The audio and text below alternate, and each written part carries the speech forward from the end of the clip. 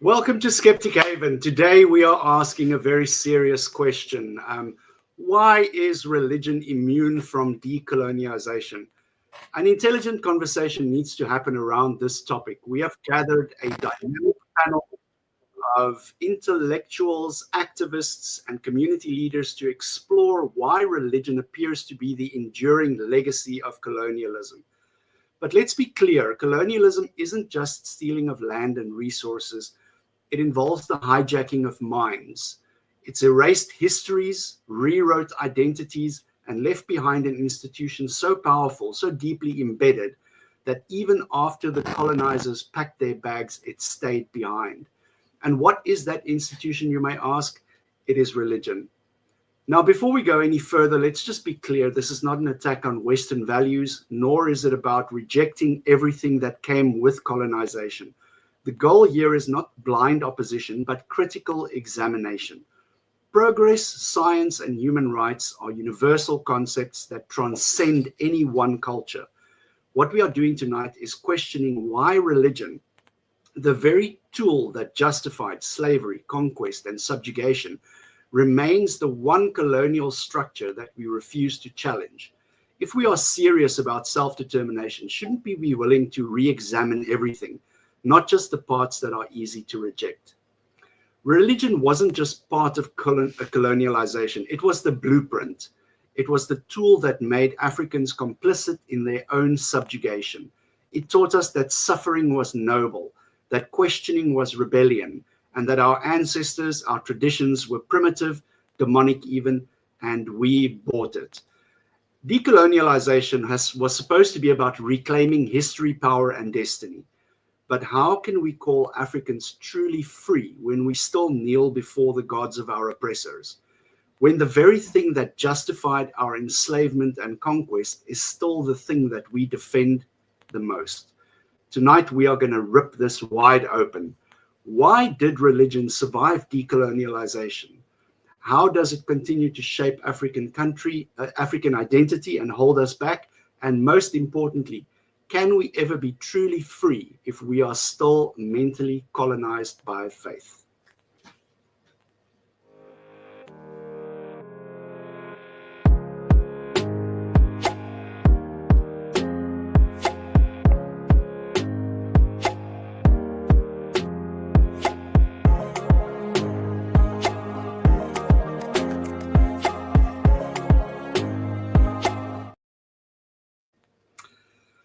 Good evening, my people. I am so happy that we are having this conversation. This is a conversation that's been, in the making for a very long time in the back of my mind, and it's an important conversation that needs to happen. But first of all, let's just go around. So we're going to go around clockwise. I'm going to introduce myself first, and then we're going to go. You guys can all introduce yourselves. Tell us which organization you represent. We also have Dr. Leo Igwee is having some network issues. He says he's going to join us in a few seconds as soon as he sorts that out. My name is Dean. I am the administrator of the South African consulates of the Atheist Republic. I am an African and I consider myself an atheist activist. Next up, secular Kenyan, Morris, all you.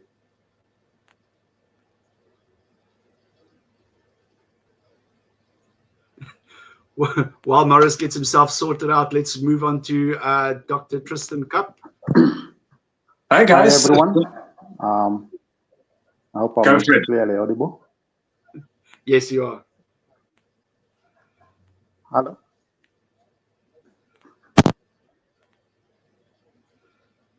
Amazing. Okay. Cool. Tristán, all you. Okay, great.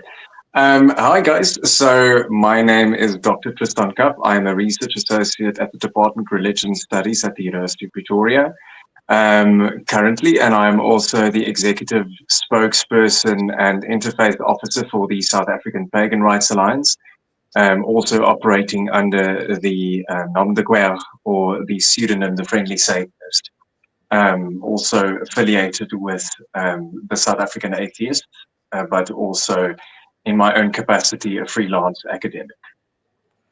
Amazing. Ntate Rakeepile, kiwe na. Yes, I'm Bolelang, Rakeepile, both an atheist and a humanist, and I'm with Atheist Republic South Africa. Dorcas. Hello, everyone. It's so good to see like-minded individuals like myself. My name is Dorcas Soita. I am a member of Skeptics and Atheist Society of Kenya, SASK. I'm the vice chair. I'm here to support our chair, Secular Kenyan, and I'm very interested in African atheism. Thank you. Amazing, amazing. Afro, for those who do not know you yet. I am the Afro Atheist. I'm not representing any organization as such, but I am in several organizations. I very much run solo. So I'm usually on TikTok, on YouTube, having these very important conversations. Yeah. So, yes, I did a bit of research before this because this is also a topic that's very dear to my heart. On a weekly basis, we see politicians and student activists in universities having protests and, decolonize, and, let's get rid of this white scourge that has poisoned our country and our people. And then on Sunday, you'll see them in church. Holier than thou, Yes, Jesus. Call me your daddy, whatever. Hit me one more time. So, we cannot be ignorant of history. There's a serious historical context, which I think that we should also just have a quick look at, because as I understand it, there was a conference in Berlin sometime in the 1800s where they literally sat around a table. There was not a single African present in that room. And they went, okay, this is yours, this is yours, this is yours, this is yours. And they took the whole continent of Africa, they split it up amongst themselves. And that is what we are left with today. So it wasn't just about guns and borders and stealing the wealth of other countries. It was about a domination of the mind.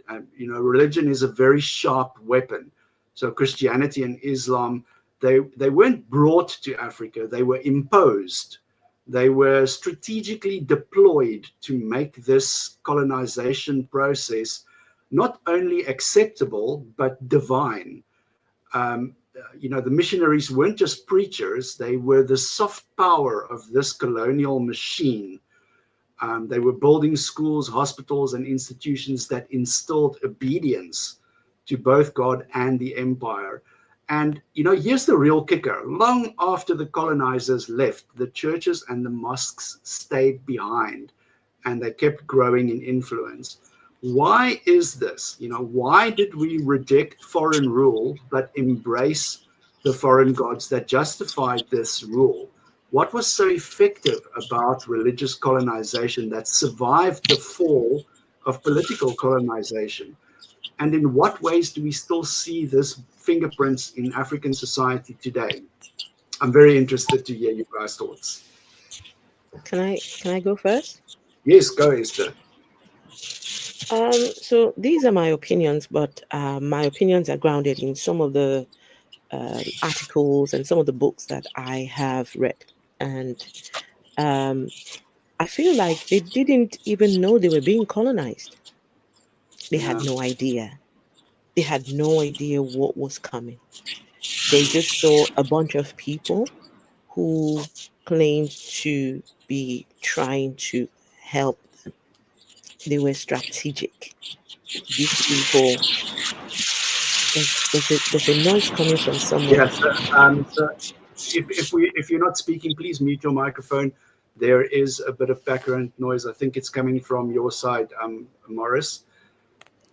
So, yeah, the people who came with their powers, the people who came with the religion, they had a goal, they had an agenda, but the recipients, they were clueless.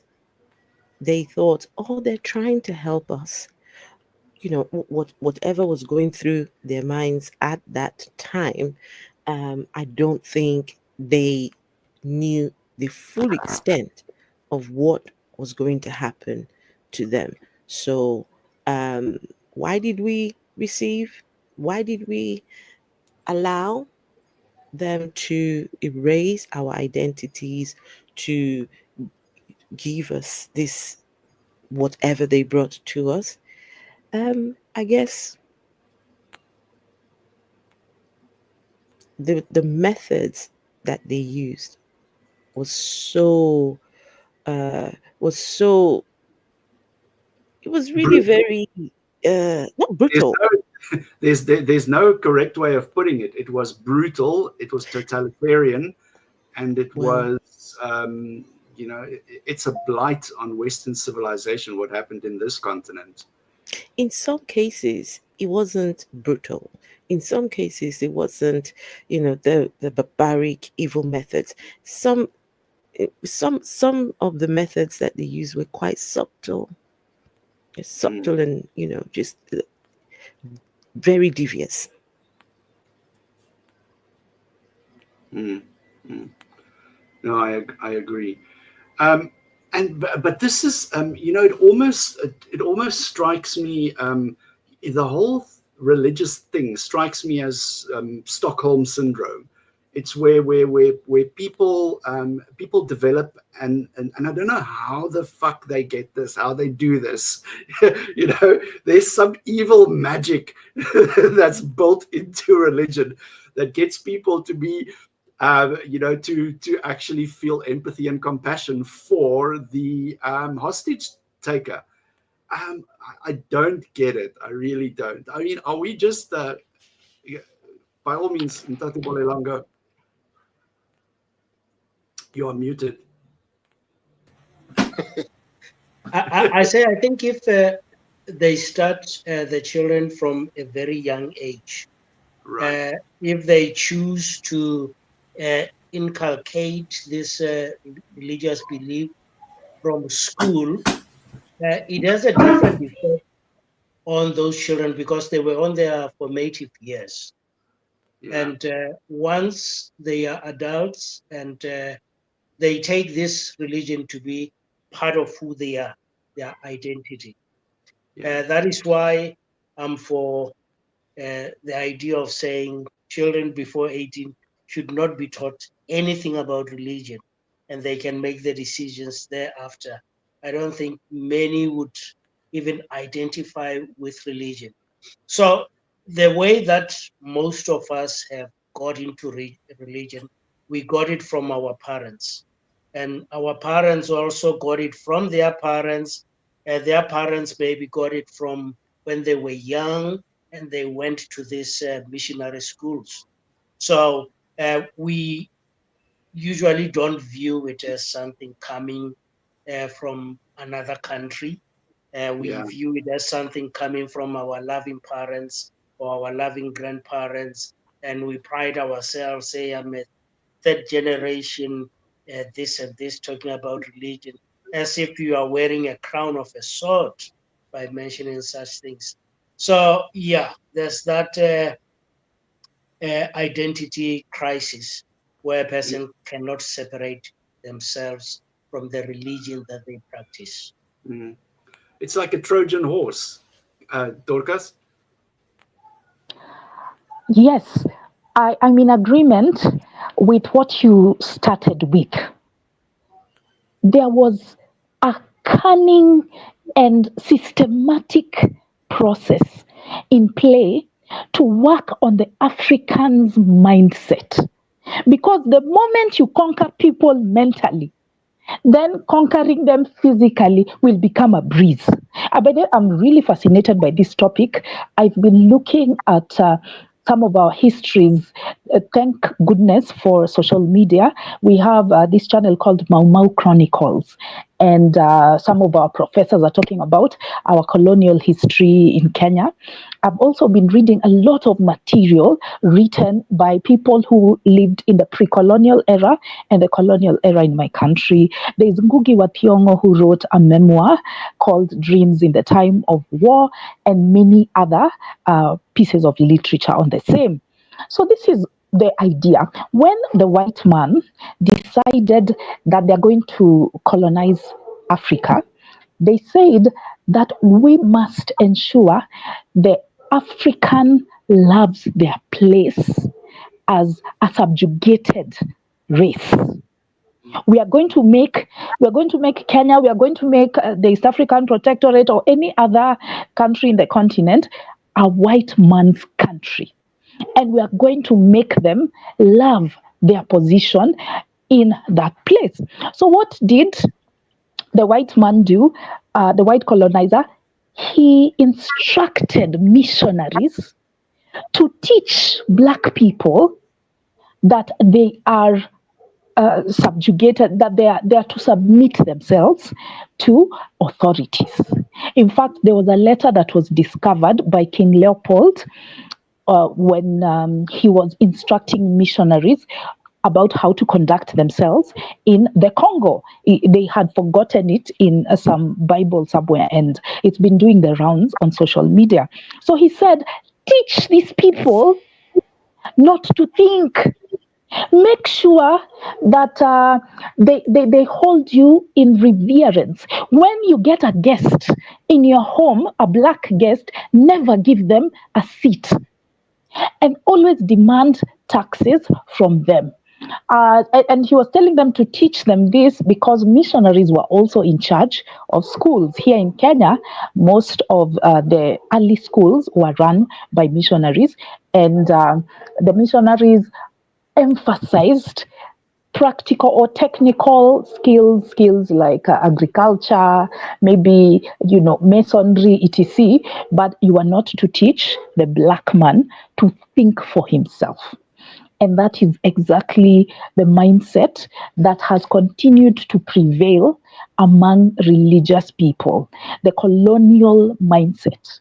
It's so pervasive, and it was so carefully crafted. I think the word Afro-atheist wanted to use is cunning. The colonizer was cunning, not just brutal. He was clever.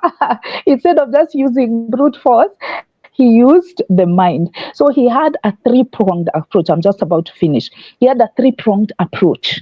He used the administrators, the colonial administrators. Those ones were the ones who came with a gun. Then he had sorry, let me backtrack. The administrators were the ones to run the different provinces in the colony.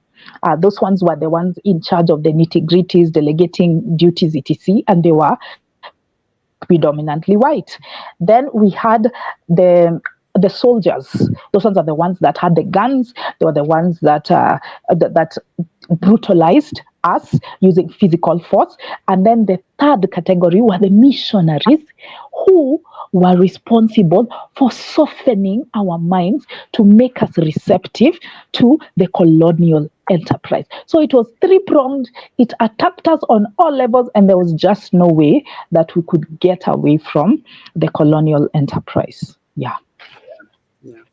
Well, this is also, people don't really understand the scale at which this happened, because if you look at the continent of Africa, there are 2 single countries in the entire continent of Africa that was not colonized during this Berlin Conference of 1884. And that is, I believe, Ethiopia and Liberia. Those are the only 2 countries on the entire continent. So they split it up between Spanish, French, British, Portuguese, Belgians, Germans. Everybody got a slice of the pie at this continent. And, I dare say they didn't find a very receptive environment when they came in. So there was obviously some resistance. And this, this machine of religion was such an effective method of, like Dorcas said, it's just to basically infect the mind, and it's like a virus. It spreads from person to person. It's a very social contagion that was used to placate the African mind.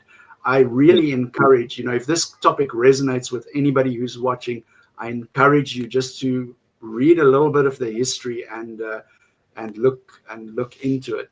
So, do we have any? I would like to add on to that. May I, Dean? Yes, please. Of course.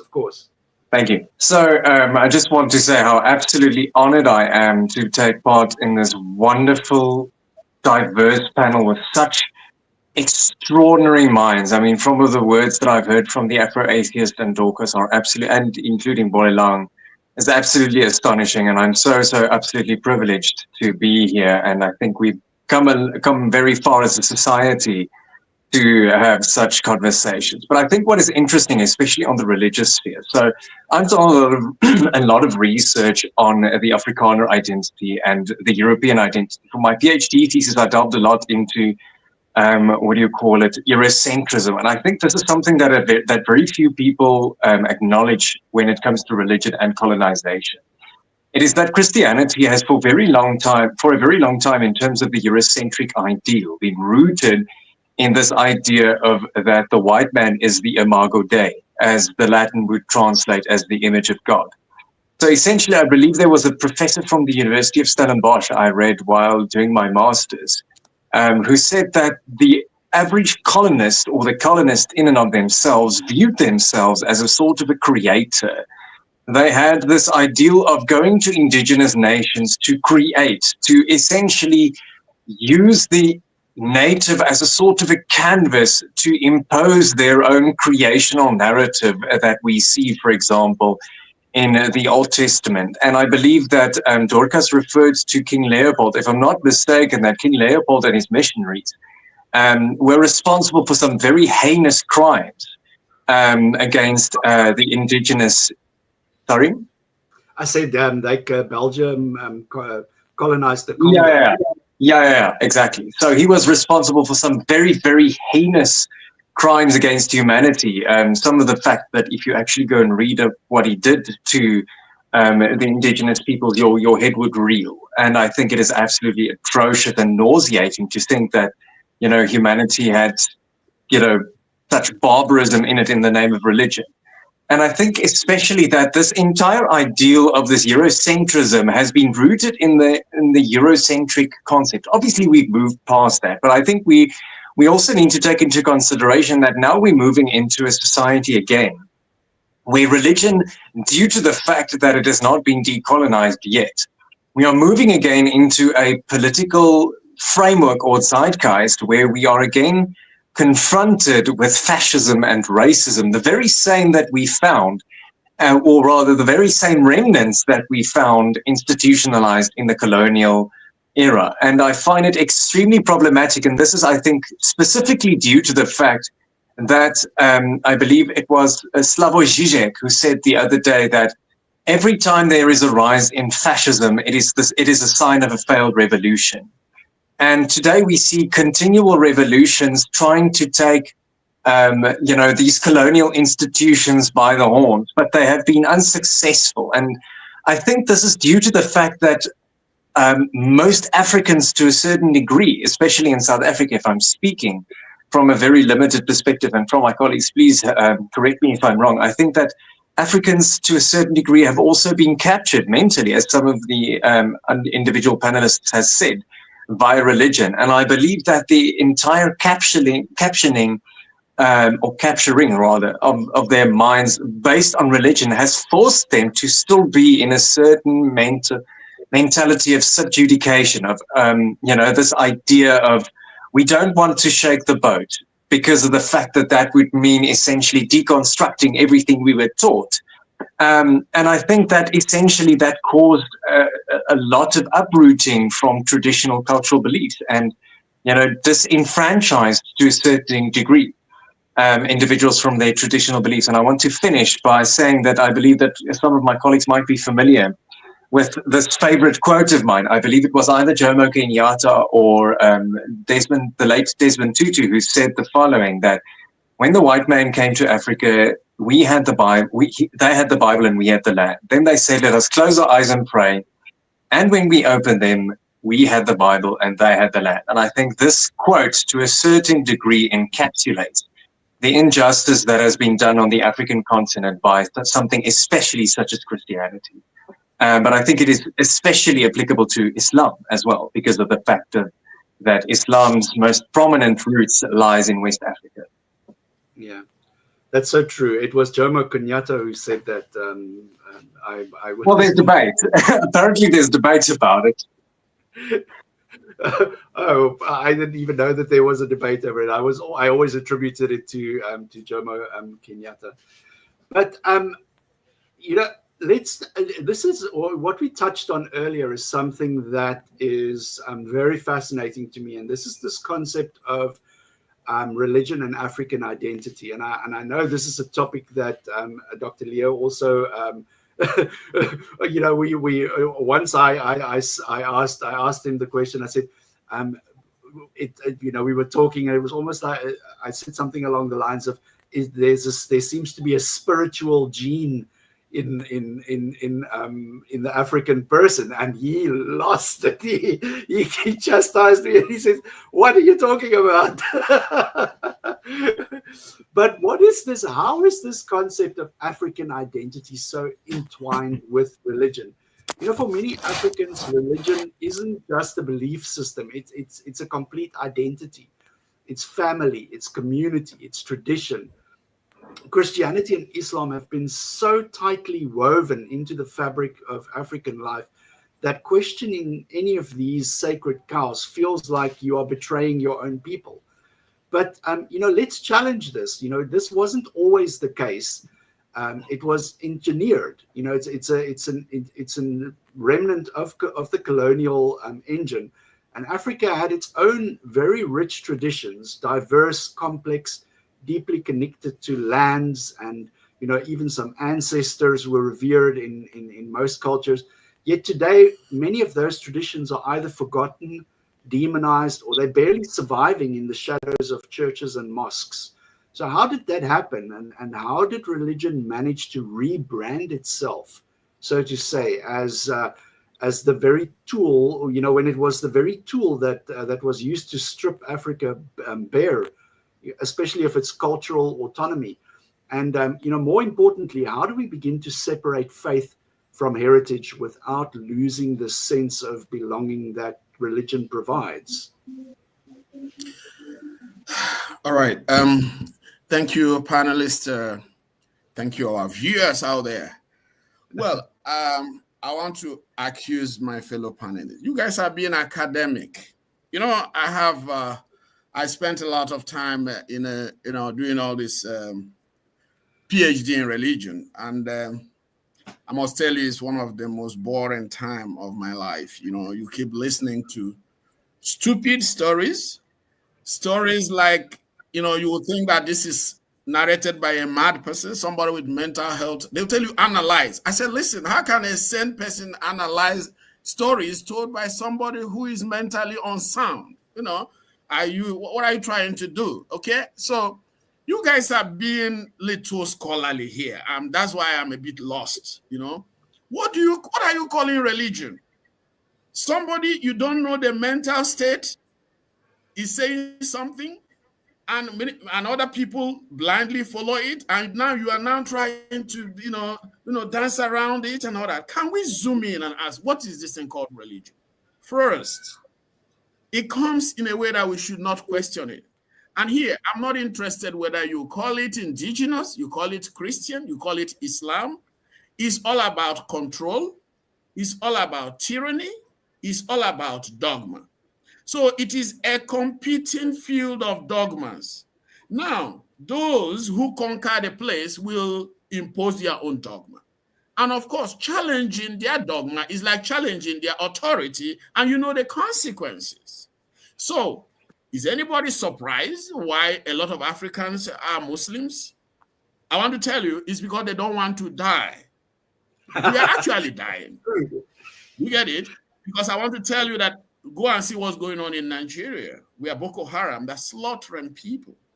But the question is that we are dying many times. And I'm looking to a panel like this to see what we can do and limit these times we are dying. And you people are here dancing around it. Religion encapsulates superstition, irrationalism, sometimes pronouncements made by people who are mentally unsound.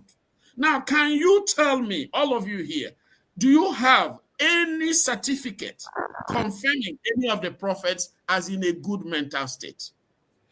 Do you have anywhere anybody who wrote any of the scripture? You can vouch for the mental. Go and read something like the book of Revelation. Even read the Quran. Slaughter, kill, conquer. And you guys are here talking about these horrible legacies as if, oh, religion came, the control. Look, religion encapsulates terror. Yes. And over the years, people are afraid of calling out all this. So first, what am I trying to say here? Decolonizing religion. Now, are you going to decolonize it and remove dogma from it? What does it mean?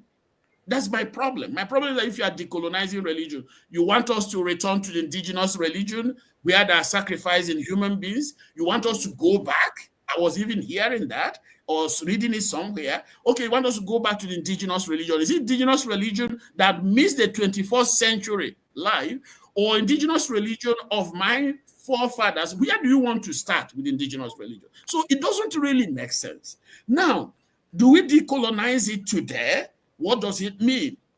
For some people, I want to tell you that religion has actually been decolonized. I want to let you know that. Okay? Yeah. How is it?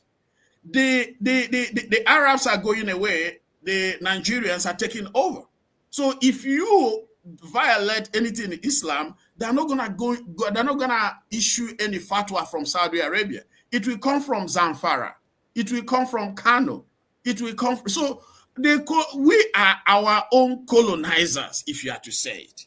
So what am I trying to say here? We need to really resituate the issue of religion and ask ourselves, what does decolonization here mean? Now, I'm going to conclude by saying this. Decolonization resonates with challenging the authority. Decolonization means challenging the assumptions and teachings. Decolonization means questioning pronouncements and teachings. And fellow panelists, these are not sentiments that go along with religion. So it's like, are you trying to do the impossible? Yes. Yes, that is it. So I think there's a need for us to really ask ourselves, first of all, what is religion? What are the characteristics of this religion? And what do we mean by decolonizing it? And even if they said it's hard, can we on this panel begin to decolonize it and tell the world what decolonizing religion from an African perspective is? Because this is one thing that a lot of African scholars do not want to do. They don't want to zoom in and put this religion on a table and begin to tear it apart. Because think about it.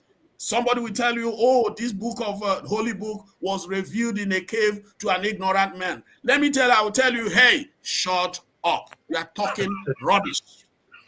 There's no need dancing around this. Another person will tell you, oh, this book was written 2,000 years ago. It was told by those who saw those. I say, hey. You can't take me on this. I'm not joking here. You get it? And they will tell you, look, this book, everything written inside it is correct. Are you a fool to accept such a thing as? So, I mean, please, can we really open this space and begin to talk about this thing and stop doing it like scholars of religion who want to write papers and get promoted and become professors in the universities. They don't want to lose salary and all that. We have lost a lot already. So please, can we make this more vibrant? Can we make this more engaging? Can we begin the decolonization right here and right now? Yeah. That sentiment resonates with me so much, because we are, we run the risk when we when we try to elevate this conversation into these lofty academic spaces where we have people sitting in libraries smoking pipes talking about philosophy and everything, we run the risk of making it elitist, and it almost becomes something that people think, it's too much effort. When at the end of the day, it comes down, it's an inside job. Decolonization is something that happens to a person, and to their mental state. And then those people actually affect the environments and the societies around them. So this is a very valid point, and I'm very, very interested to hear what you guys think about it. Afro? Yeah. Oh.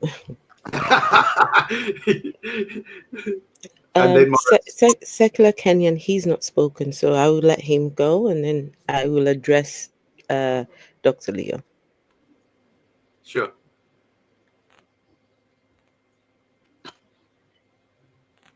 Hi everyone, my name is Morris, Secular Kenya. I don't know where to start. There's so much that has been said today, but I like to start by responding to Igwee, though it's awkward to start my first statement by a response. But I think there are two things here we are discussing. Nobody here, I don't think there's anybody here in this panel who is defending religion. I think we are all partially convinced that religion is utterly nonsense. I don't think that's debatable at this point. I think the question of today is most Pan-Africanism, or most people who call themselves, pro-African or something, they are willing to go to do anything, to do away, to set aside the historical part of the colonialism until you touch their religion, which was also part of the religion. I think that's the bone of the contention here. Why are we okay with doing away with statues or things that depict colonialism? I was listening to some of this African dictator called Museveni, who positioned himself as the lead Pan-Africanist. And he's talking about how he doesn't want these British people dictating to Uganda, whatever. He's very outspoken on that.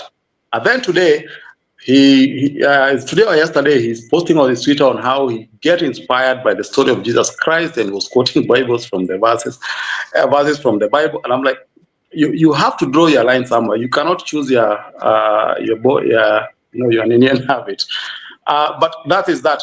So from what I looked at, there are three things I can blow. There are many factors that have made religion very immune to decolonization. All people willing to decolonize everything else other than religion. And I think there's someone who is number one, and I broadly classify them into three things. Number one is the nature of colonization, how it was executed.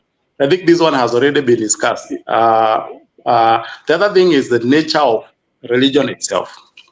Not whether it's African religion, not whether it is Christianity, whatever, the nature of religion itself. That one is also another thing that really is another factor that have come in.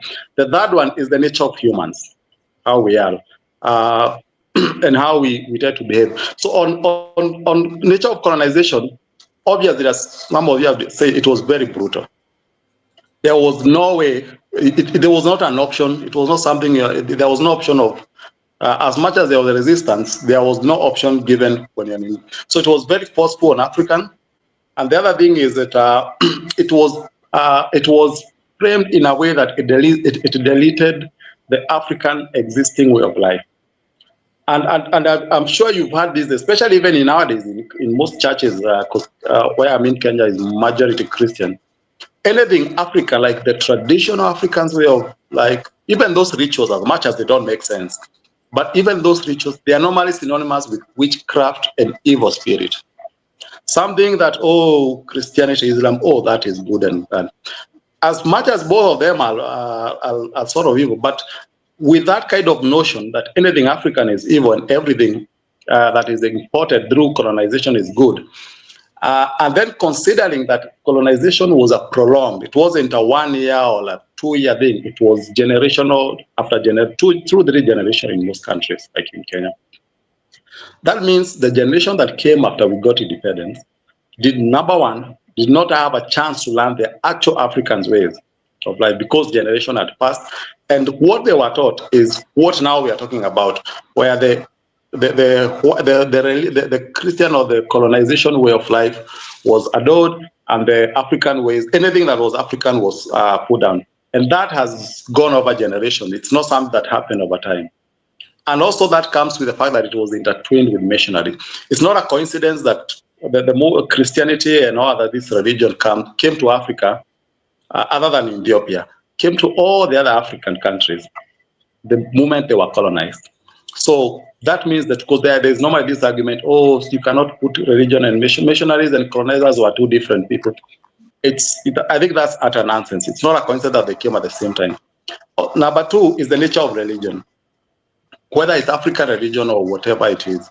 Religion are normally opportunistic. Religion behave like our politicians, mostly African politicians, but global politicians. They tell you what you want to hear, not the truth. They tell you they look for vulnerabilities and exploit those vulnerabilities. So they will not tell you the truth. They will be like, what exactly do you want to hear? Then I'm going to take advantage of that. And that's why we have a lot of prosperity gospel in Kenya, because people are told exactly what they want to hear. They first identify what problem do people have, and then they act like they can solve that problem. And the other thing is also the ability of religion to be dynamic.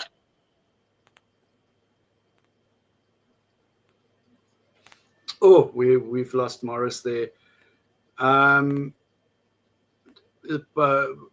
don't you go ahead, Esther, and then we'll recap Morris as soon as his connection steadies out. Okay. Well, Dr. Leo, I was just respecting the academics on here, right? I was just, because I'm in a space with very clever minds. So I was just trying to respect myself, if you know what I mean. It's not that I don't want to speak by mind. It's not that, but you know, when you're in a space of, you know, I mean, look at everybody looking so... You have to respect yourself. But let me tell you, I am here for it. I am here for this conversation. But before I do that, Secular Kenyan, you want to continue? Yeah, sorry guys, I seem to have a small problem. And just to summarize it, then the other on nature of religion is a bit the way it comes. It's unquestionable. Most African culture, especially from where I come, people were allowed to debate, to question these myths. The religions that came, especially Islam and Christianity, they don't allow questioning. So even if you have your doubt, you're supposed to suppress them. You're not supposed to, ask questions and be logical about it. And finally, on the nature of humans, we tend to have social needs. We tend to like, we have this need for, especially in developing countries, most of them in Africa. The religion provides sort of a community for most people.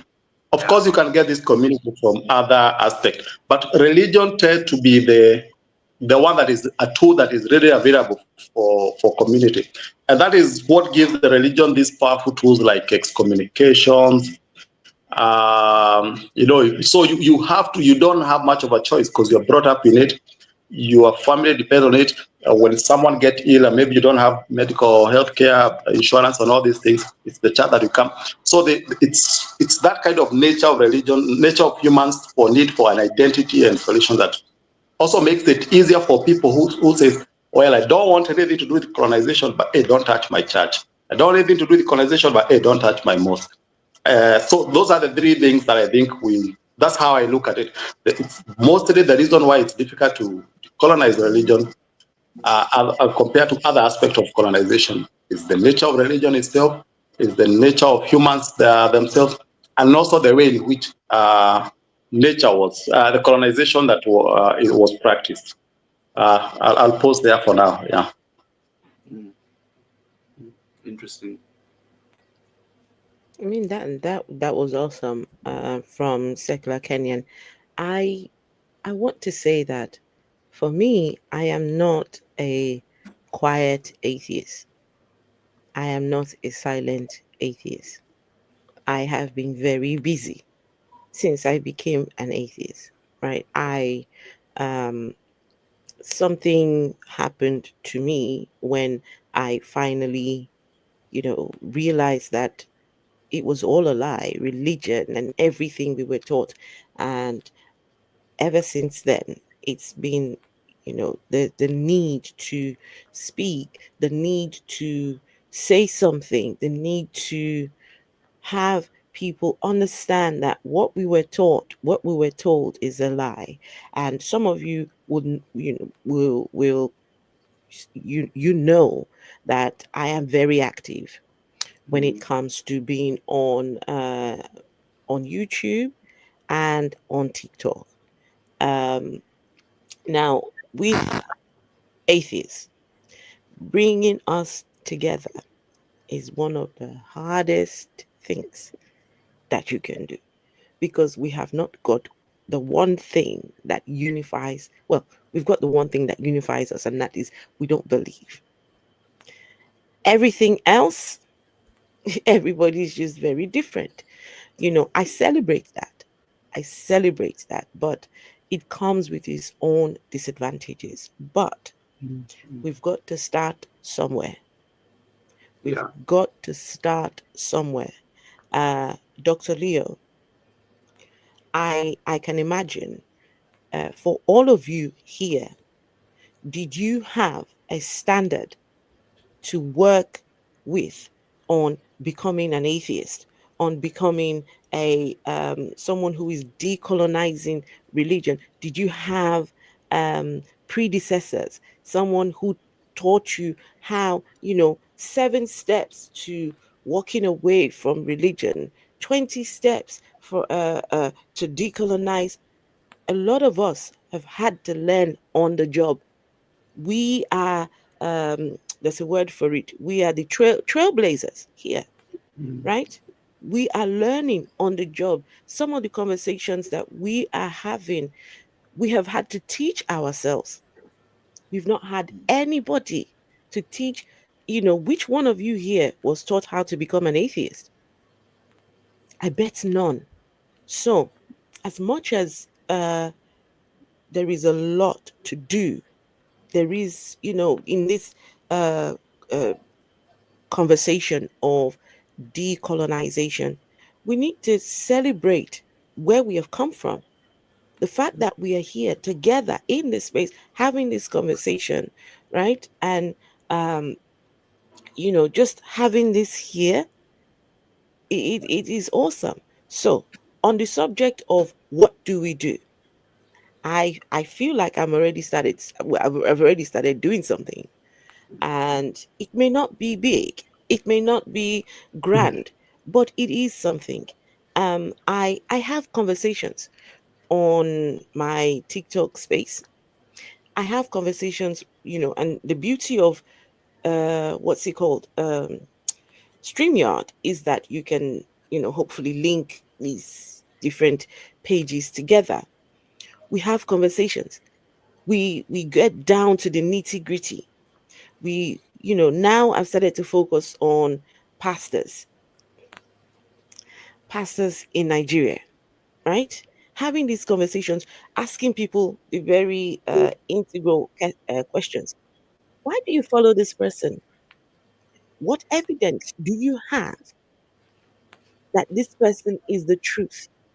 How do you know that they are truly a man of God, right? And letting them understand that, look, we no longer have colonial masters about. They are gone. But their religion still, they've left their religion behind. And the modern day colonial masters are your pastors. The modern day colonial masters are your imams. Because they have not, it's not a physical thing, but it is a mental colonization. But how do you talk to somebody who doesn't even know that they're colonized up here? I was listening to a conversation yesterday, And at the point I had to log out because it got too much for me. It was a bunch of Christians trying to justify the colonization. They were trying to say, without this religion, we would not have had this, we would not have had that, we would not have had, even asking themselves, what have you produced? What can you lay claim on? Right? This is a group of Yoruba people. They went as far as to say, even the cassava that we eat was brought to us by these people, that we can't even lay claim on cassava that we are eating. And that's when I knew that we've got work. Sorry, I laugh because it's such a ubiquitous food.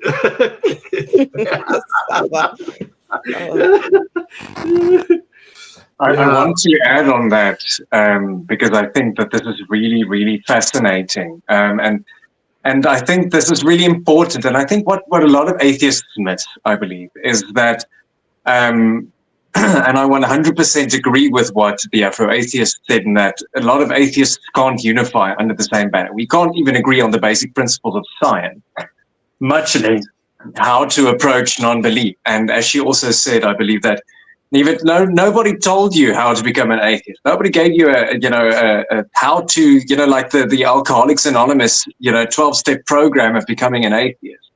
The only issue is that I find, and this is something I've found whenever atheists engage in conversation about religion, we need to understand that before we dismantle and decolonialize religion, we need to understand the very fabric of religion, in that it is a pre-scientific explanation for the world. Yes, it is irrelevant in contemporaneity. Yes, we cannot use it now as a sort of a departure point for how we understand the world, but it is still important to recognize the fundamental building blocks, something such as animism, totemism, which forms the very basis of our human existence. And I believe it was Kwame Gyekye who wrote in his book an essay on African thought and the Akon conceptual scheme. He basically illustrated through his idea of moderate communalism in the African self-identity that the very fabric of the African identity cannot be separated from African traditional religion. And I believe that, and with all due respect, Dr. Leo, by imposing things like mental unwellness, that would be already imposing a sort of westernized construct to judge religions. And while I do not disagree that certain individuals are essentially using it for power, I do believe that we need to recognize that certain elements of culture cannot be eradicated and should not be eradicated, because of the fact that if you throw the baby out with the bathwater, what are you left with? This is merely my perspective. But as I believe that scholarship in essence is necessary. For example, I wrote an article the other day where a lot of people tend to focus on prosperity gospel and mega churches in terms of black churches and how these individuals mafiarize religion. There's a brilliant paper about where they describe it as a mafiarized religion. But my problem is that these individuals, these theologians, technically take an Afrocentric lens and typically criticize these prosperity gospel churches. Why do you believe this? Why do you believe it without proof? And I think the issue is that a lot of people don't acknowledge where these structures come from. And there's a brilliant thing that I actually encountered while doing my research, is that this entire thing of the mega churches is being described as a form of neo-colonialism in Africa, especially because it derives from the Word of Faith movement in the United States, which brought it to South Africa and essentially captured the African minds to a certain spiritual cage, where they are essentially convinced through certain subtle, cunning strategies that certain things, certain approaches, certain things such as wealth, certain blessings, certain stuff that resonate with their individual beings are only satisfiable through this mediumship. It comes from the science of mind strategy, which was something that comes from New Age. So essentially all of these things are tied together and has a certain sense of illogicity to it. And it's important to understand that it is not just the black churches, for example, or the African churches, for example, in Nigeria encapsulating or engaging the minds, but it is the white mega churches, for example, caging the minds of these of vulnerable individuals by taking advantage of their economic statuses and taking advantage of their emotional stances on certain things and their emotional vulnerability in order to propagate a broader narrative. So I don't necessarily think it's mental illness to a certain degree. It might be more desperation more than anything else that drives these individuals to these things. And I think addressing the socioeconomic things that drive people to religion would essentially, help with the entire decolonialization of religion as an entirety, which would make people not have religion, I believe, have it useful. But correct me if I'm wrong. I'd like to chip in a bit on this debate between Dr. Leo and Dr. Kapp, the two doctors. Hey. In Kiswahili, we say kumewaka moto, it is burning up. Now, I partly agree with both of you on this issue. I think having an academic discussion about decolonization of religion is necessary in order to trace the roots of our oppressed mindset. It's very important to have this discussion. So I'm with you there, Dr. Kapp. But where I draw the line is on retaining those indigenous religions. That's where now I side with Dr. Leo. We need to question these concepts, these cultural institutions that exist. Religion is indeed a part of culture. So we need to question them. Why should we question them? So that people can open their eyes. That person who is still a blind believer out there, they're going to listen to this conversation and stop in their tracks. Wait a minute, what did I believe before the white man came to my country? This was just a concept. This Christianity was just a concept that came by the boat and by the sword. So it's important to have these discussions, Leo. I think we need to situate them in their historic context. So if we cite some book here and some theory there, it is relevant in making people understand the roots of their current mindset. But then I don't think I would endorse us retaining those indigenous religions. As in, I'm seeing that movement going around on social media where we're having a rebirth of African traditional religions. People are doing ancestral worship. People are doing, here in Kenya, we are having a rebirth of the Mungiki. People are pouring libations and all those things that our ancestors did. And that is actually kicking out a bull and letting in a dragon, because they're both mythologies. We need to move from that mindset. But I have to concede that there are elements of our culture as Africans that are worth retaining.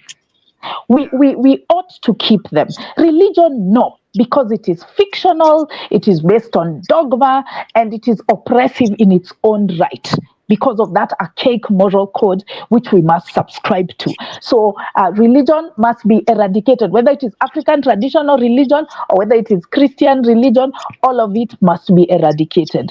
But we can't be left with a vacuum culturally. I think we need to have something that is innately African. There are many beautiful aspects of our indigenous culture that we lost, and I wish we could get back. We still practice it to a certain extent, but because of religion, we look at it negatively. For instance, our weddings, our African weddings were brilliant. But the Christian missionary came and told you, no, that is barbaric. All that is African is dirty and uncivilized. So you must have a white wedding. And we see it even among our peers. They don't feel like they are properly married unless they do a white wedding. So we need to reclaim that institution. Another one is funerals. All funerals are conducted by religious persons. We need to reclaim that and just make it cultural, African in nature, without the religious element. And I think this one really has a chokehold on people, on Africans, because Christianity, specifically even Islam, all the monotheistic religions, they claim that they have a monopoly on the afterlife. So people are scared of taking away that institution of funeral rites away from the church, because the church claims to have a monopoly on the afterlife, or answers on how you can be immortal. So again, that is something that we need to reclaim. I think the idea of reverence for our elders, that is a good thing that ought to be kept. Of course, not unquestioning, because if an elder says something stupid, you call it out. But I think that respect for elders is a great thing. I think even our nutrition, we've been taking on junk food. We've been convinced, we've been brainwashed by the colonialists and the missionaries that all that is good and right and perfect with the world is white. So even their eating habits, even the media that they consume, even the music, everything is westernized.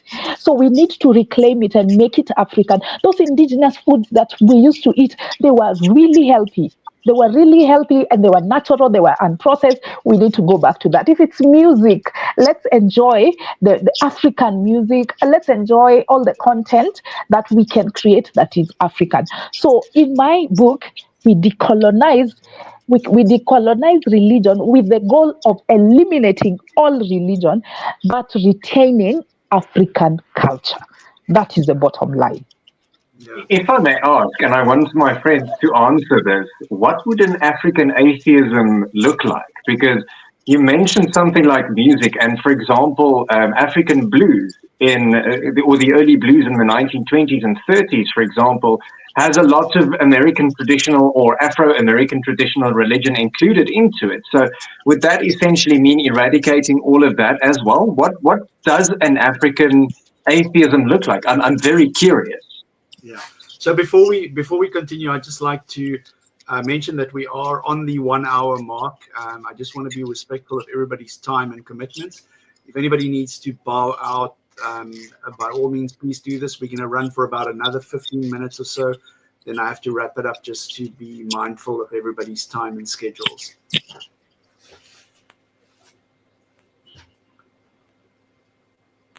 Maybe I can come in here.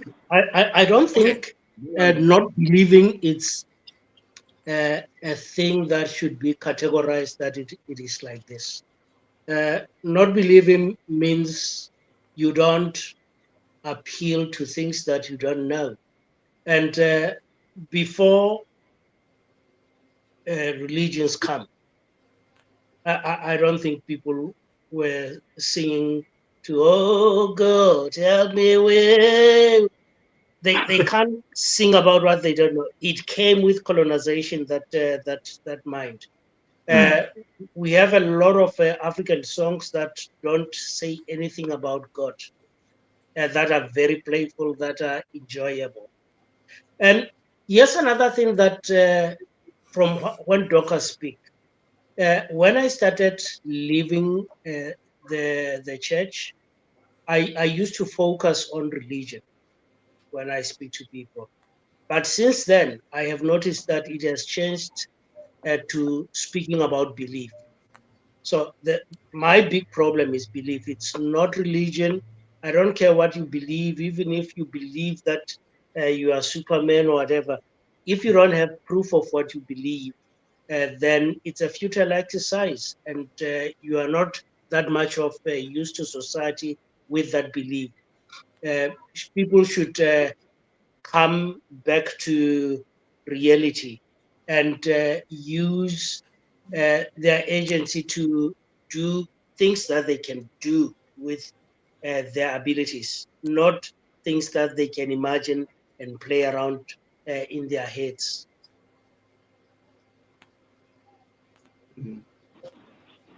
Can I say something? Yeah, go for it.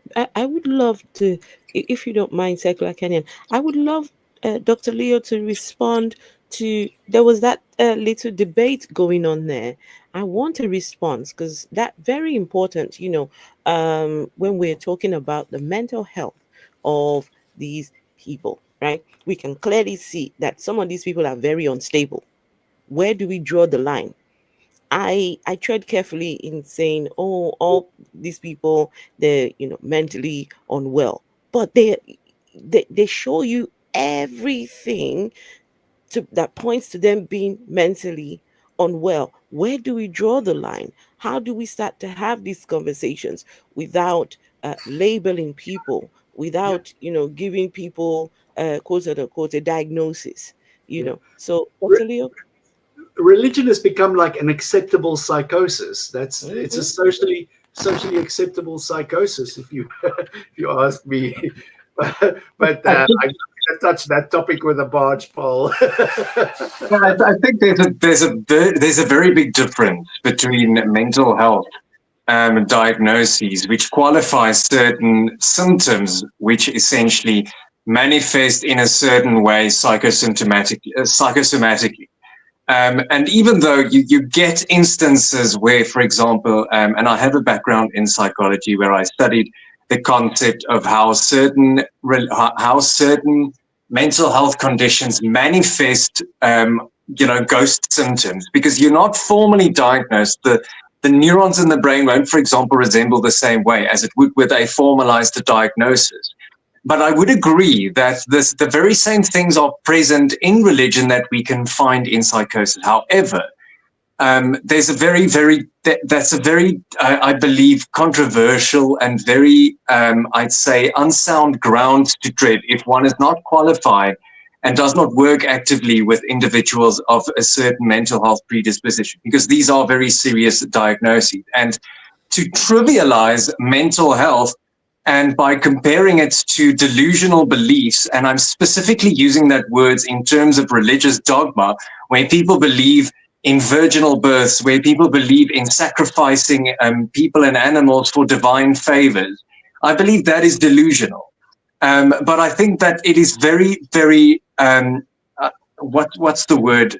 Irresponsible, I think, is the word to use, to compare these things as if they are one and the same thing, because one trivializes the other. And I think then it also affords individuals to, for example, get away with in court with the devil made me do it. So I think that also opens the door for individuals to just claim mental health, or, for example, the devil made me do it when, for example, murdering someone in the name of God, for example. And I believe that would be very illegal and also very counterproductive.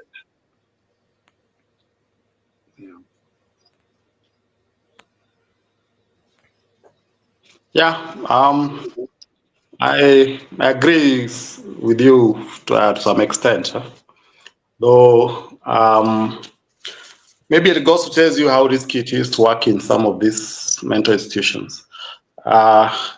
Now, moving on to my point, I wanted to address the question that you raised, Doctor, on how, before I go to that, on African atheism, how would it look like? First of all, it's the easiest thing to achieve, because as much as we are pro-African issues, it's not that African religion is less ridiculous than any of these Christianity. In fact, there are much more ridiculous ideas that make Christianity look sane and normal. In most of this, as much as there are different ideas in Africa, they're very ridiculous ideas in this. So they're the easiest to debunk based on the degree of ridiculousness, if I use that word. Now, the other thing I wanted to address is on so how did it look like? It will look like this. You're just saying, this kind of witchcraft where you think, oh, some spirits are running after your ancestors are taking care of you, or so these things. You just try to demonstrate them that they don't work, and especially in this age. So it wouldn't be any different from this. The difficult might be in that most of these religions, African religions, are not textualized. They're not in a text. So you can imagine how Christians with the text, and they're able to deny something that is obviously there. Like if you tell a Christianity there is slavery in the Bible, and it's clearly written, and this is someone who is literate, who can read and understand English, they're going to obviously say there's no slavery in that book. And if you can have that problem with the textualized religion, now imagine with the religion which is based on oral traditions. So that would be a big challenge for traditional African atheism. Something Dorcas said is on African culture. He's saying, yeah, I accept to some of it. Like, yeah, we should do away with religion, whether it's African, but then we should embrace African culture. I think, to be pragmatic, at the stage where we are in some of our global integration and our global community, I don't think we are going back to African way of things or European way of things. I think we are at a stage where we have to have a global culture. African culture has its very good merits, but it also has some ridiculous ideas as well. And so it's every culture, from Japanese culture, from Chinese culture, from European culture. It's a high time we come up with a way of harnessing the good from each and discarding everything else. So it's just because something was brought by a white man doesn't mean it's bad. There are things they brought that I wouldn't want to discard. There are things that I'm sad that we discarded. So I don't want to choose something just because it's African or because it's European. I want to look at it objectively based on its merit and demerit and say these are good things for irrespective of who brought it. And I'm going to leave it. Because the idea of African culture would have worked, like, let's say 20 years ago when global integration was very minimal. I think at this time, you wake up, you find yourself, you're being influenced by a Chinese in the morning, the way they are eating, Japanese, it's a global thing. You cannot even, it's very hard to maintain a small distance, unless you live in an island where you're not globally connected. And finally, because we are, one of the things, to go back to the actual topic, why is the religion so difficult to decolonize? One of the things that was talked about King Leopold, it's actually true. And the part that is not said is how those facts of those colonizations are whitewashed or distorted. Nobody, if you ask someone today, who are the most evil people in the world in terms of who has murdered people, of course, Chairman Mao will come, the guy from Germany will come. Most people not mention top 10, King Leopold. Well, ideally, he should be number 1 or number 2 in terms of numbers of casualties, literally. So it is the way the history is being, especially, of course, people from Belgium, they don't want to portray him. And of course, for understanding, because there's also this current tendency to demonize people for things to make them carry burden for the people their ancestors did 100 years ago, which is also crazy. But I think trying to whitewash something to distort something has really made it put a situation where now people say, oh, you can defend this, you can defend this. Then they seem to embrace that religion. It becomes difficult to decolonize because people are devoid of facts. They are not aware of facts. The other thing is also Stockholm syndrome and cognitive dissonance. Since most people are not given an option to become Christian, like most people generally, not just in Africa. Your parents are Christians, you are Christian by default, you go to church, you do this, you're Christian or Muslim, you do this. It becomes part of your life. And it becomes very difficult when you're told, like I realized when someone first mentioned there's a possibility there could be no God. I was like, I couldn't reconcile that with reality. I thought they were crazy. So it's that kind of cognitive dissonance that because it has become part of their life, they are not willing to let go. Whether it's white man's, even if you put facts and pay them in black and white, they're still like, no, this is sort of an identity thing. It's not something. It's something to them that is beyond logic and belief. And finally, especially the case for Kenya, Nigeria, and these countries. Religion, especially Christianity and Islam, have become a very major political tool. And I think that's the biggest factor that is stopping it from him.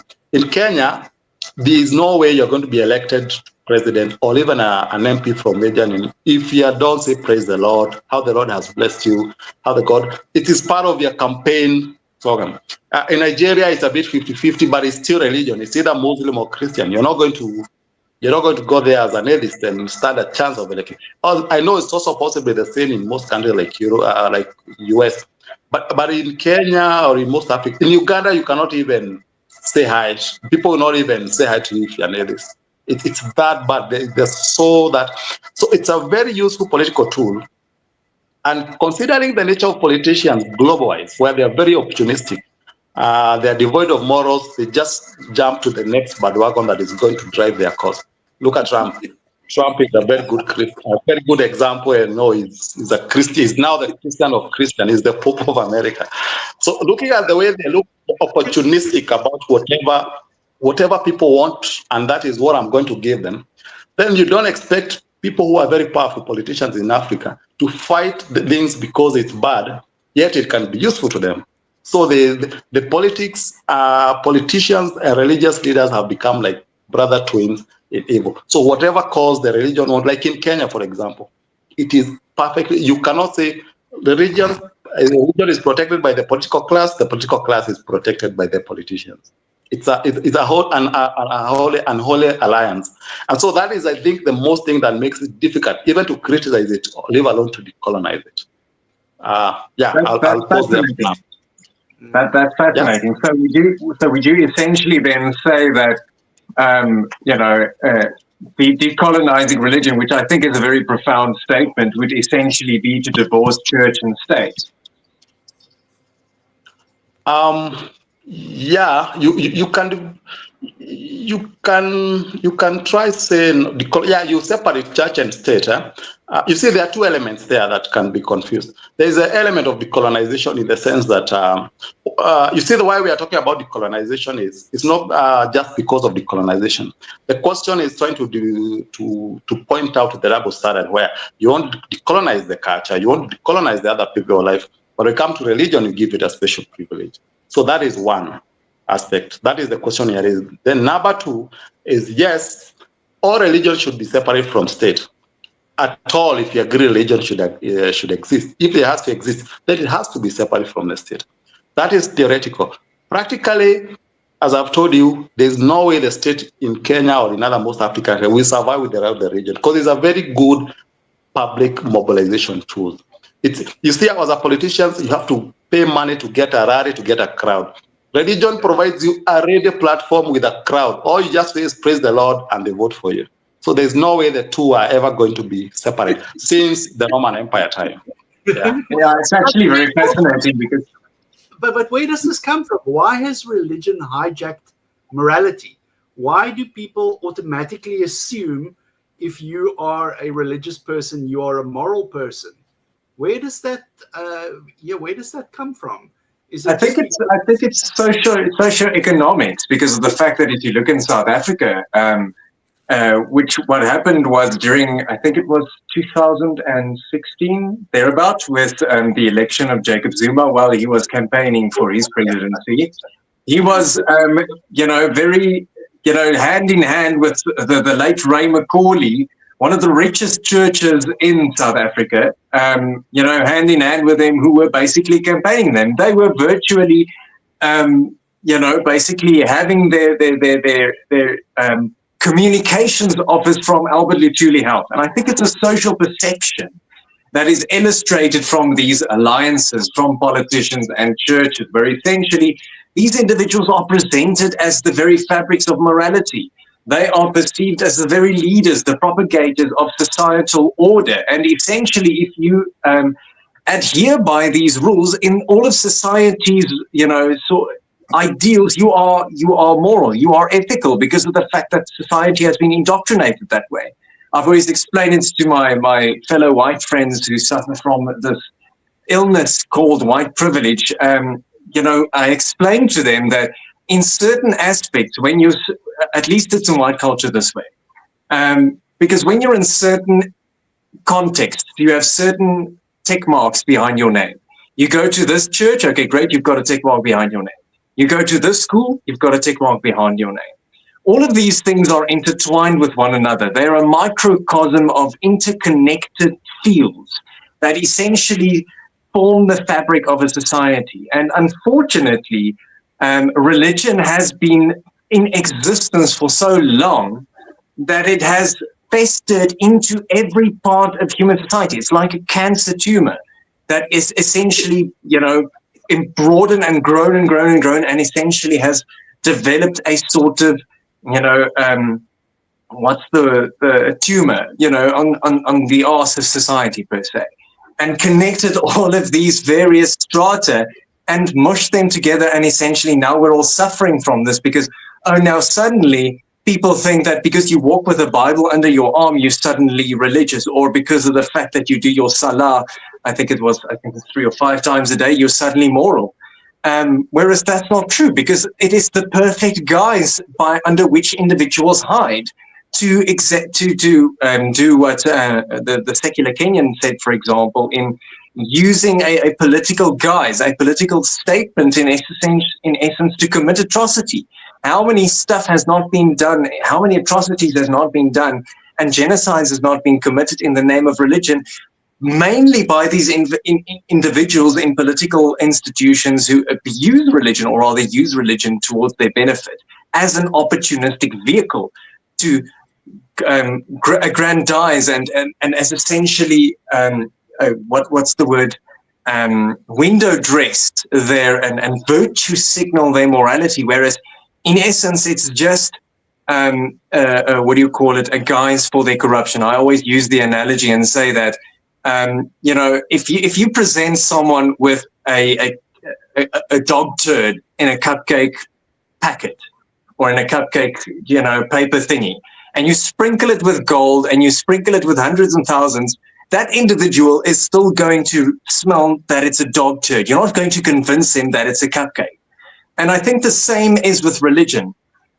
Society has been in such a way that they have convinced individuals that this is, cupcakes. In Afrikaans we have a saying, om perdedrolle as vye te verkoop, which basically translates to sell, horse shit as figs, which would basically resemble as a sort of a linguistic, what's the word, vehicle to express how individuals and religion, I think, has I believe indoctrinated individuals to a certain degree that now they don't even think twice when you receive a cupcake look with a certain look from someone. You automatically think it's a cupcake.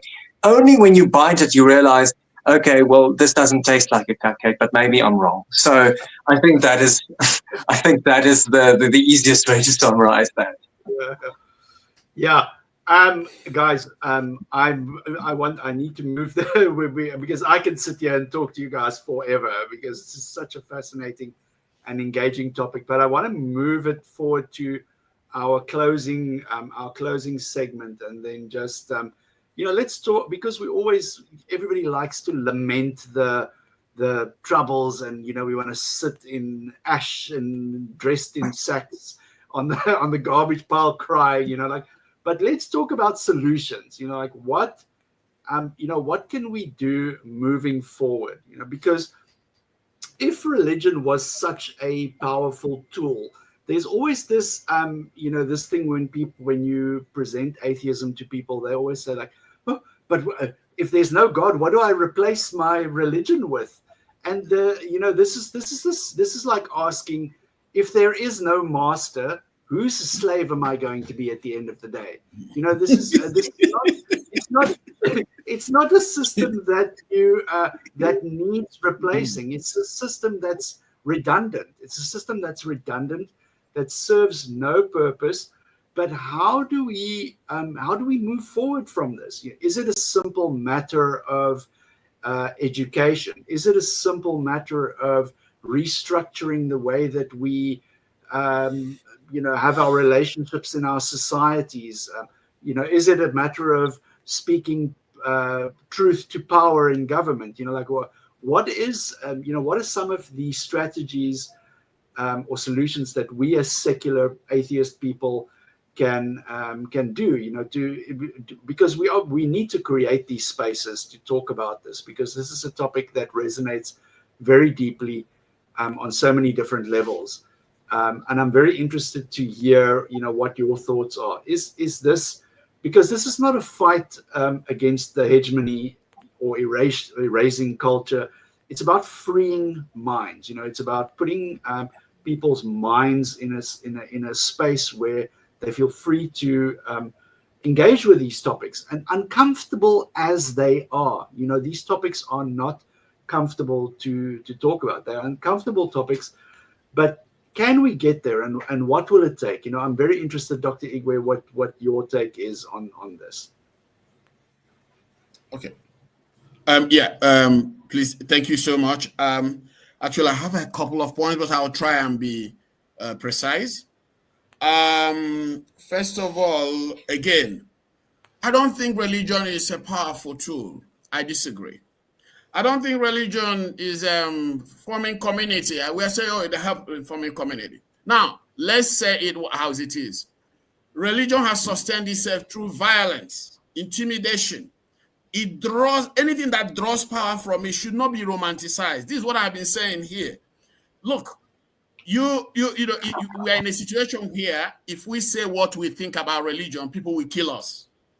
Now, something is drawing power as a result of that. We should continue to unmask religion as a weapon, in quote, of terrorism, as anti-human, as drawing its power from violence and harassment and coercion. The point, we begin to say what we think. Guys, that's why I say at this panel, we are talking about solution, right? Look, Dean, the solution is that we need to say what we think. Yes. Don't tell me I should go, the African spirituality belongs in the past. We need to recover that. What are you trying to recover? Hey, I'm the African. I'm here. Ask me what I want to recover. Can we stop thinking about this thing, looking backward, and start thinking about the looking forward? Yes. This idea, there's this pressure on Africans to go back. I am not going back with you. Count me out. And I will always view with skepticism anything you associated with Africa that looks at the past. You were not there. I was not there. You're even talking about colonialism. I wasn't there. In Nigeria, they used to tell us about the Civil War. I was born after the Civil War, but Nigerians will always tell me, oh, you are Igbo. We fought you during the Civil War. I said, I was not born there. How can you fight someone who wasn't alive when the Civil War happened? It's stupid. So let us call stupidity by its name. Let's call out superstition. Somebody tells you somebody was born of a virgin. Tell the person, shut up. A virgin cannot be bad. Of course, it sounds intolerant here. I'm just saying this in a very friendly way. Tell people, look, you are talking nonsense. A virgin cannot give birth. So if a savior came from it, is a lie. That thing is a sham. So if it's anything from it. Now, Christianity is founded on such foundation. We should keep highlighting the superstitious foundation, the mythical foundation, and we should question whatever is drawn from such a foundation. Now, before I, just to conclude, I also want to draw attention, throwing away the baby and the bath water. It sounds very good, but who decides what is the baby? Who decides what is the bath water? Don't tell me what is the baby and the bath water. I know the difference, and I can discard it if I want. Yes, it is because you are trying to tell me what is the baby and what is the bath water. I am here. There are so many religions. Islam is there telling me the same thing, something different. Christianity is there, different. Mormons, all of them are here saying the same thing in different ways. I have my brain to decide what is the baby and the bath water. Don't tell me. That is where the decolonization begins. So we must begin to drive these efforts to say what we think about religion and call religion out for intimidation, for murder, bloodletting, sanctification of sacrifice. I mean, how can you have you are a savior who was crucified on the cross, blood gushing out from his head, and you tell me to bow before it? And we are talking about colonization. Let's highlight the horrifying nature of how religion has normalized horror films. Yes, if we don't do it, the decolonization, both from the indigenous religion and the foreign religion, will not happen. Thank you. Amazing. I do. It resonates with me on such a deep level. Like I said. Can I just add By all on to means. that? By all means. The passion from Dr. Leo, I share. Our part of Africa, in our part of Africa, religion is different. Religion, the way religion is practiced, it penetrates every facet of your life. It is your identity. It is everything. And so for people like us who are no longer in that bubble, we are seen as evil. We are seen as demonic. We are seen as the children of Lucifer.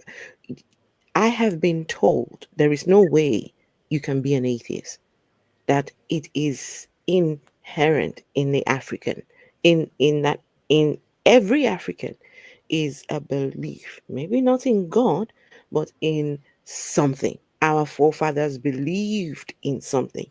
I have been called a fake atheist. I have been called a wannabe atheist.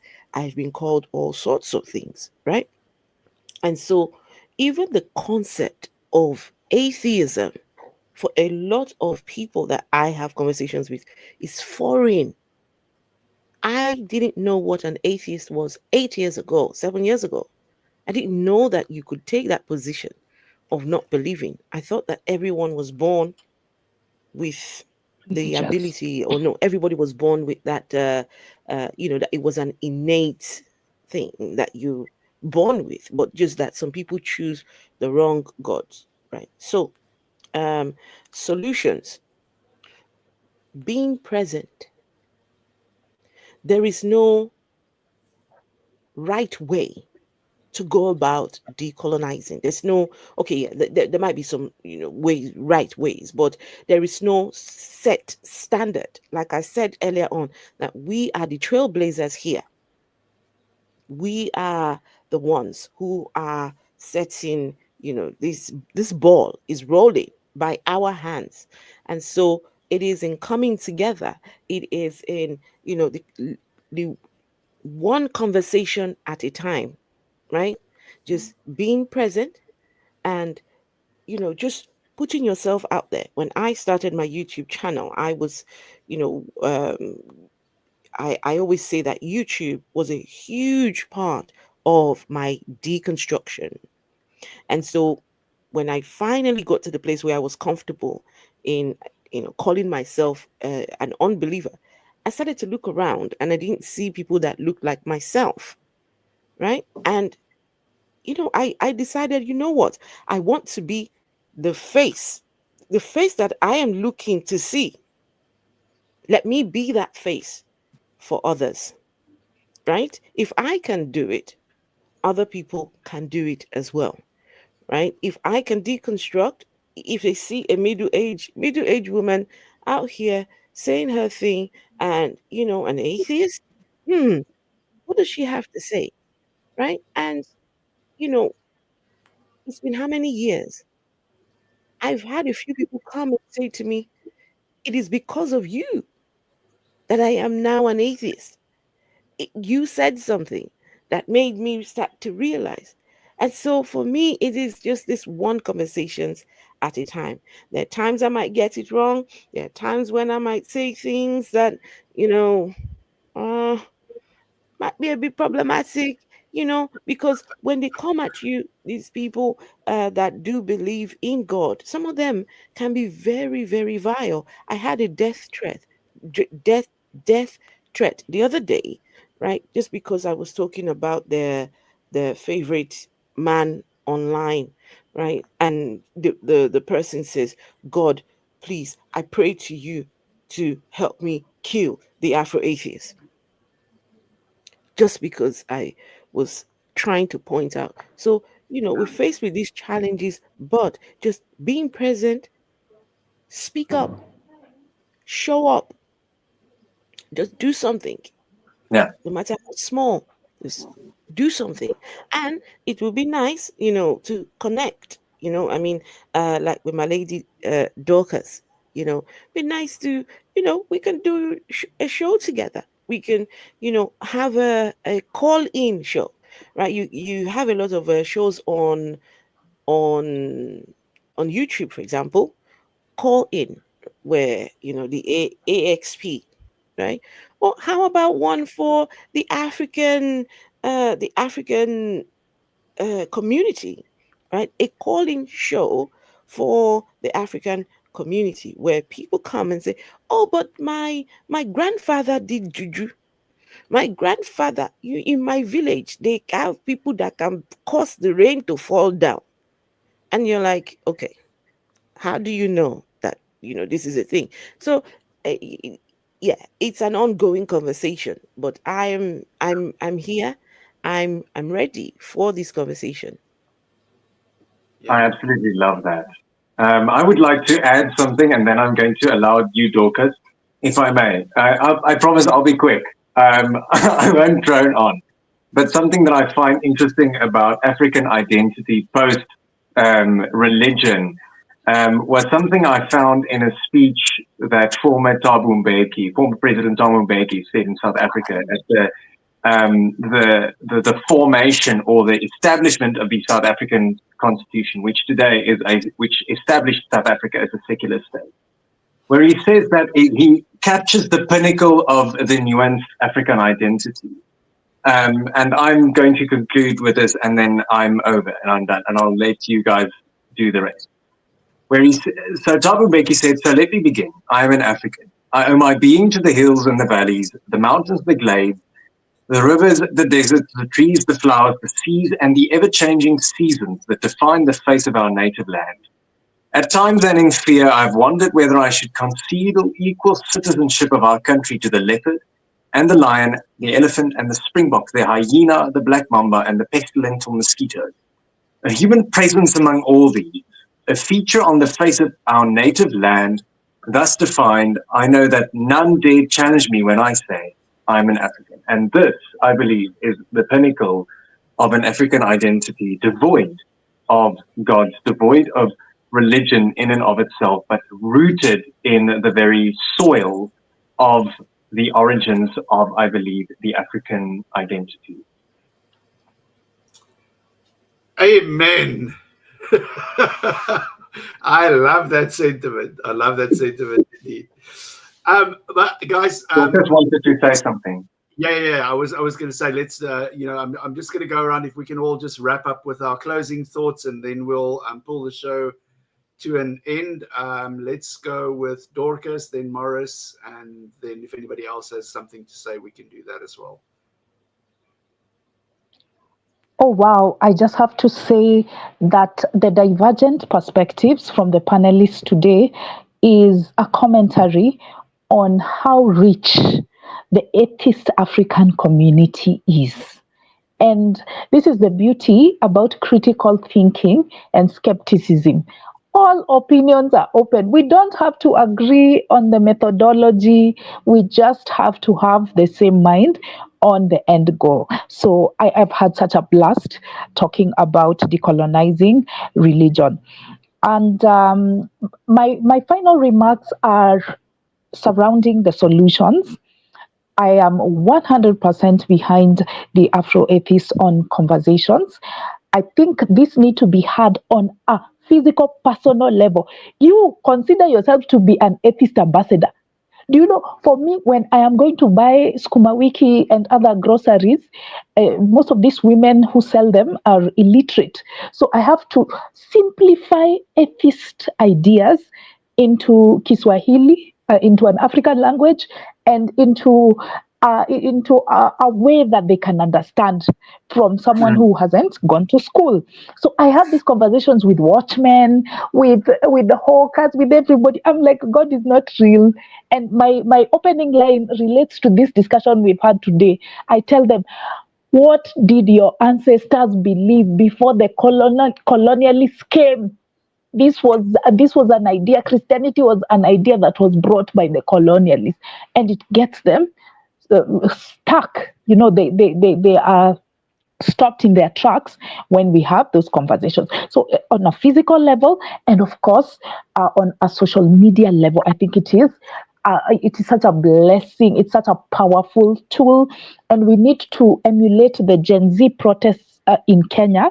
When they were protesting against the finance bill that we took down, they would get different indigenous communities and have them translate the finance bill into their local languages. So we don't want African atheism to be elitist. We want it to go down in the grassroots. We have so many villages over there where they cannot even fathom atheism. So let's try and simplify ideas in their languages, or at least in the national language, Kiswahili. Everybody understands Kiswahili. And we use TikTok, we use the latest media to do that. And who knows who you can reach. They are critical thinkers. They don't have to be speaking English for it to happen. So yes, we need to continue with that. Number 2 is what Secular Kenyan brought up, separation of church and state. I think it is pivotal to cut down religion on the knees by tackling its unholy alliance with politics. So secularism, going with the constitution, most of our constitutions are secular constitutions. We need to remind Kenyans why that is the case. And most Kenyans, Africans in general, they see the lies and the disadvantage of that union between politicians and religion. They know they're being scammed. So we just need to remind them what the constitution says about this, and we need to push for it, especially when we organize. That's why we have an atheist society, and we're trying to get registered. When you organize, you can push for a political idea and gain traction. And then the third one is reclaiming our cultural institutions. I think this aspect of community, in as much as Dr. Leo disagreed, he said he doesn't think religion is useful. Actually, it is useful. Yesterday, we had a Zoom discussion on the Skeptics and Atheists group about why atheists go back to God. And we found one of the major attractions was that sense of community. They felt lost and isolated. So we need to reclaim these cultural elements. We need to have humanist alternatives, or at least constitutional alternatives to what the church provides. So if it is weddings or funerals or any other things, we need to have humanist alternatives, and we need to organize and centralize as secularist people. Apart from that sense of community support when people are down, when they don't have financial support for maybe a sick relative, or they're just really stressed or anxious. The church has really been providing that, and we need to have a secular alternative. This is why I'm really behind the idea of societies, forming atheist society, humanist societies, to reclaim it. And I'd like to leave you with the words of Bob Marley in his song Redemption. He said, "Emancipate yourself from mental slavery. None but yourself can free your mind. Free yourselves, Africans, from the chains of colonialism and from the chains of religion. You've got this." Thank you. Yeah. Amazing. Waring Tate Bolelang Waring. Oh, I must say it was such a enjoyable discussion. All the people that are on the panel here, I respect their work, and I know what we are doing. It's effective. We are chipping from society, even if it's in small quantities. But you know how the graph goes. It goes like that, and it reaches a time where it just goes parabolic. What we are doing, it might seem not sufficient in our eyes. We are doing a lot. There are people who are changing minds. There are people who are telling us that, hey, last year I thought you were crazy, or 3 years ago I thought you were crazy. Now you make sense to me. Just because we are persisting on it, every day I say, okay, I'll talk about this every day. Every day people will down and others will come, like my ex-wife. Hey, every day you are boring us with the same stuff. Can't you say something? I say, hey, go to the church. I'm busy. So yeah, we are on the right path. That's so cool. Right. I would like to finally conclude with one sentiment that I absolutely found fascinating with what Dorcas and all of these other individuals said. And especially with what Dorcas said, fitting in with what she said. And I think this sentiment might seem a little elitistic, but I think it fits in nicely. So Arthur Schopenhauer is and I love philosophy, if you haven't perhaps noticed, but he has been a very prolific atheist thinker, especially from the German Enlightenment era. And he said that I advise geniuses and intellectuals to address people according to their level of understanding and to carefully conceal anything beyond that. Intellectuals should not expect the common people to acknowledge the intellectual efforts they have exerted or the mental achievements they have attained. They must also struggle against their own inclinations to avoid being drawn down to the level of the masses. For when they are forced to communicate with them, they cannot do so without becoming like them. The emotions and faculties of the common people, and I'd like to refer to these individuals as the stupid individuals, as the individuals we can encounter, the emotions and faculties of the stupid people, quote unquote, are so low that they infect anyone who comes close to them or associates with them, even for a moment. And this was in his book, The Wisdom for Life. And I think this is especially relevant for us when engaging with, individuals who aren't necessarily on our deconstruction levels per se. Secular Kenyan, in closing. Okay. Sorry, Bolelang, for the trouble with your ex-wife. Now on the, am I audible? Yes, you are.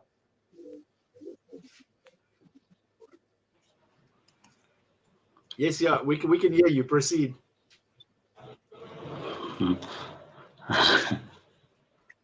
No, it seems it's frozen. Yeah.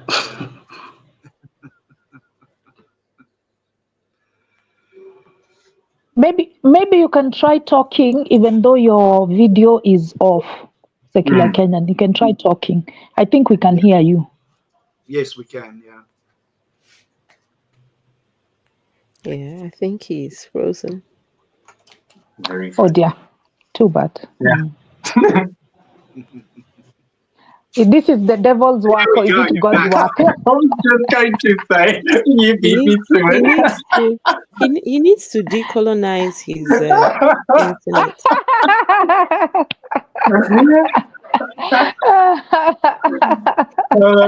We're in trouble. Last words, Afro? Well,